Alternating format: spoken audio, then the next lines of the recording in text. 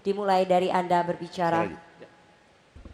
Ya, jadi tentunya kita harus menyiapkan yang namanya transportasi terintegrasi.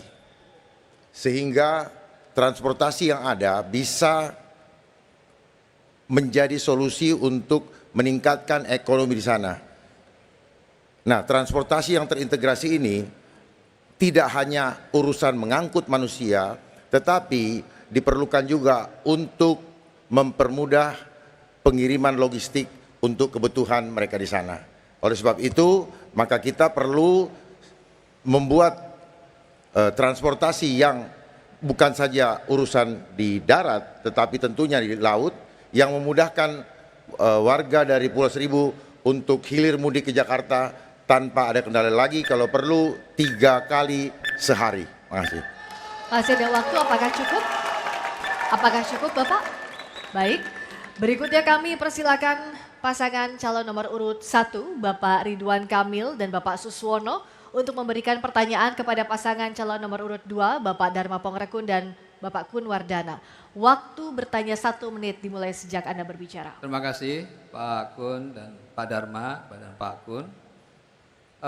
Tadi kalau kita data yang ada 98% pangan Jakarta ini dipasok dari luar Jakarta. Tentu rawan sekali dalam konteks ketahanan pangannya. Karena kalau bicara ketahanan pangan berarti bicara soal ketersediaan, keterjangkauan dan juga berkelanjutan. Nah, pertanyaan saya kira-kira apakah mungkin dalam konteks inflasi ini kita bisa mengurangi pangan ini berasal dari Jakarta sendiri. Lalu kalau memang bisa, kira-kira langkah konkretnya seperti apa? Terima kasih. Baik, Masih ada waktu? Masih ada waktu Bapak, cukup. Kami persilakan paslon nomor urut 2 untuk menjawab pertanyaan dari paslon nomor urut 1. Waktu Anda 2 menit dimulai dari Anda mulai menjawab. Ada 7 langkah. Ada 7 langkah untuk mengatasi inflasi bahan pokok. Yang pertama, intervensi jalur tengkulak. Jadi kita bebas tanpa intervensi pasar untuk memastikan bahwa pangan ini tersedia dengan cukup. Terus kemudian kita perlu melakukan kerjasama dengan daerah. Ya, kalau perlu Jakarta membooking sawah contohnya di Indramayu agar perhitungan pasokan untuk Jakarta bisa terpenuhi, dan kalau perlu juga dengan Blitar dan sebagainya. Lalu kita perlu juga menyiapkan gerakan menanam, ya, seperti yang Pak Bang Kamil sampaikan, bahwa menanam bisa ada di atap, di rooftop. Kemudian kita manfaatkan juga lahan-lahan yang tidak digunakan, dan tim ekonomi adab kami akan mengajarkan bagaimana caranya untuk menanam. Kami berikan bibit sampai berhasil, dan kalau ada kelebihan itu bisa menjadi subsidi untuk disalurkan kepada RT dan RW yang ada. Lalu kemudian bisa juga kita menggantikan padi dengan sagu. Ya, mungkin ini belum pernah dicoba, tetapi pada saat kita sudah tidak mampu lagi, maka kita perlu mengganti padi dengan sagu. Lalu pengawasan distribusi barang, agar barang cepat didistribusikan kepada masyarakat dan masyarakat kebutuhan akan pangan dapat dipenuhi. Terima kasih. Masih ada waktu, apakah cukup Bapak? Ya, jadi tambahan lagi yaitu penggunaan vertical farming, ya.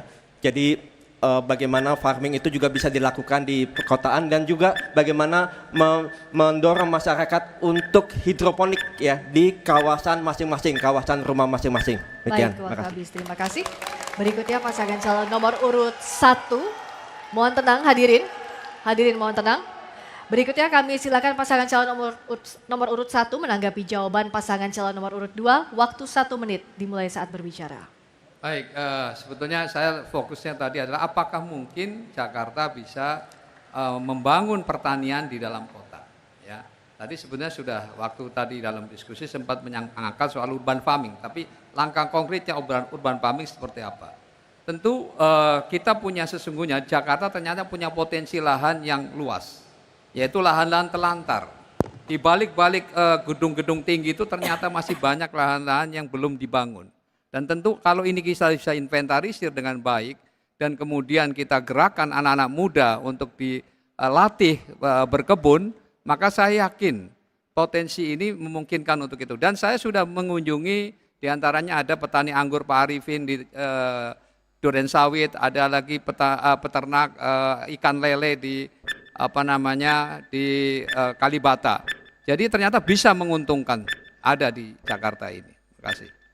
Terima kasih, silahkan paslon nomor urut 2 merespon tanggapan dari paslon nomor urut 1. Waktu ada 1 menit dimulai dari sekarang.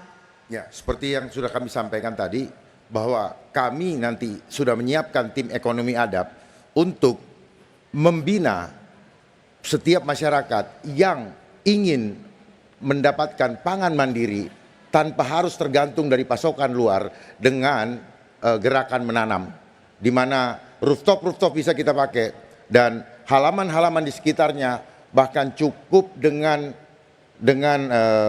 plastik pun mereka bisa menyiapkan. Dan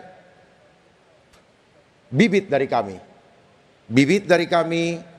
bina, kami ikutin sampai bagaimana tanaman ini bertumbuh, itu akan kami bina sampai jadi. Dan setelah itu kalau berlebihan seperti tadi yang saya sampaikan, akan kami siapkan market supaya bisa menghasilkan nilai ekonomi.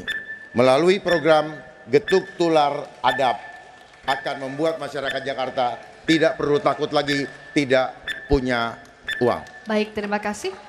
Berikutnya, hadirin mohon tenang. Terima kasih. Hadirin kami mohon tenang.